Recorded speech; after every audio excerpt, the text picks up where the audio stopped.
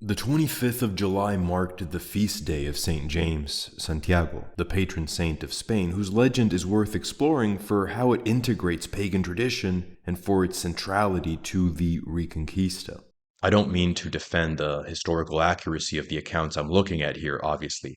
I mean to celebrate their symbolism, their spirituality, the combining of pagan with Christian themes, their sense of overcoming. Santiago, one of the 12 apostles, was dispatched to preach the gospel in Roman Hispania, where he initially met with little success until he converted 7 natives who he chose as his companions and who would come to be known as the 7 Apostolic Men. On the banks of the Ebro River in Zaragoza, sort of northeastern Spain, the Virgin Mary is said to have appeared to Santiago while she was still alive. Santiago saw her standing on a pillar, which is why this event is remembered as Our Lady of the Pillar.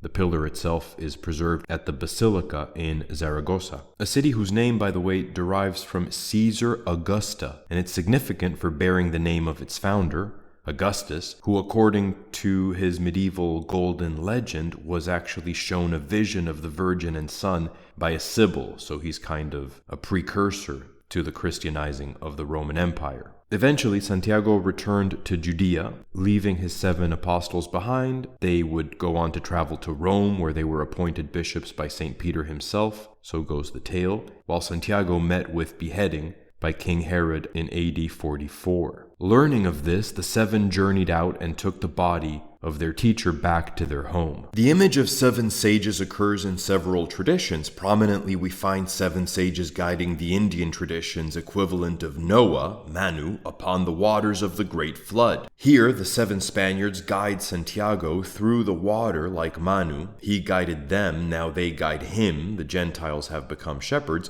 and they are guiding him from the former ritual center of his religion, Jerusalem, whose temple will be destroyed a few decades later in AD 70, to the very edge of the known world, the western coast of the Iberian Peninsula. The end of the world is made holy. The old center is abolished. The spiritual geography of humanity is restructured, revealed. Upon their return, they disembarked on the Iberian Peninsula's Atlantic coast, or according to another account, Santiago's body was taken away by angels and placed in a rudderless boat that carried it to Iria Flavia in Hispania, where a rock closed around it, protecting it until it was taken to its final resting place in what would become the city of Compostela, where it would lay forgotten for several centuries. It was not until the year AD 813 that a hermit by the name of Pelayo observed mysterious lights appearing at night around a certain hill in Galicia, Spain's northwestern corner,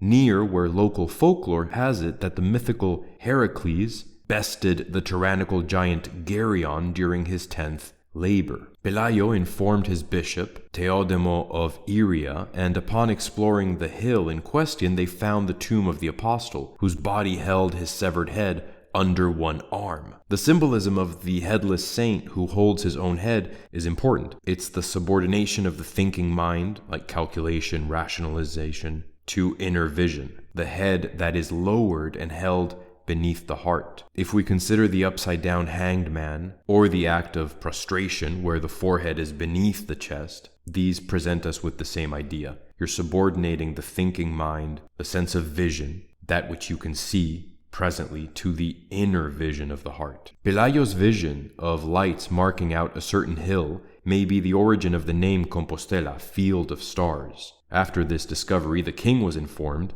by the hermit and the bishop, and a pilgrimage route was soon established, and that's a very prominent pilgrimage to this day, the pilgrimage of Santiago.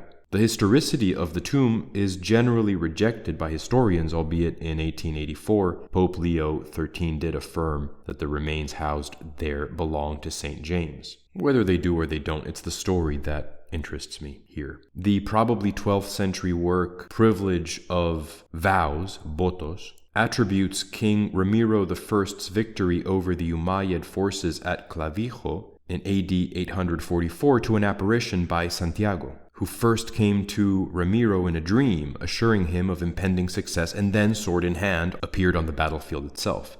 This victory put an end to the annual tribute of 100 virgins that was to be paid to the invaders. Early representations of Santiago on horseback depict these maidens kneeling in gratitude around the apostle, freed from forced concubinage. Today, a yearly procession of 100 maidens dressed in white is held near where the battle took place. It's considered a rite of passage for local young women. So very much a war against oppression, we might say, in defense of the indigenous people. From this point on, the figure of the warrior Santiago began to proliferate. The dual role of pilgrim and warrior points us to the duality of spiritual overcoming, to transcend the world and to be active in the world, analogous to Santiago's meeting with the Virgin upon a pillar and subsequent defense of the many virgins. The saint appears in the romance of Count Fernan Gonzalez, founder of Castile, to name but one key saga from Spain's Reconquista. There he aids the knight against his foreign foes, who are depicted as praying to a golden statue and invoking genies, to scare the Spaniards. Not Muslim, really, but dark shamanic. The Count overcomes them in part because his army is untainted by black magic and idolatry. Regarding Santiago's 7 apostolic men and their special vocation, we cannot fail to draw a parallel between them and the medieval tale